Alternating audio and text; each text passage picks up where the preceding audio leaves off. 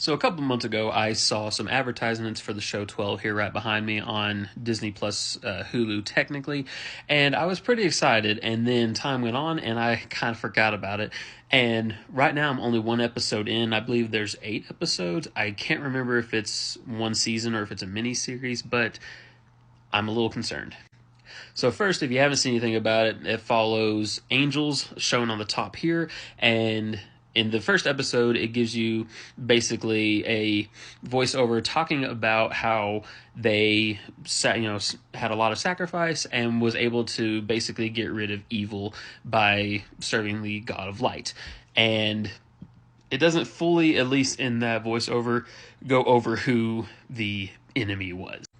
I will say from that perspective, it sounds kind of cookie cutter, which it seems to be, but it has a really good cast, I will say. Of course, it got Don Lee, being the front man here, and as things go on, they're adjusting to life, living amongst humans, still being immortal. So we'll see if there's any real play there. However, there's been a couple of instances in the first episode where there's a few people that know at least that there's one angel who's well over hundreds of years old, but they don't really seem to care all that much, which is fine. Sure, eventually there'll be someone who isn't, but it's just kind of strange how they've adopted human life and now they're loan sharks for criminals because they can hurt them to get the money back, which I think is a pretty nice little interesting thing that they have going on. And yeah, just people don't seem to care. And I will say, so far, I like the music and I like the chemistry between the actors who do the angels here. They haven't, as far as the end of the first episode, they've unleashed the grand evil, but nothing has really happened there yet.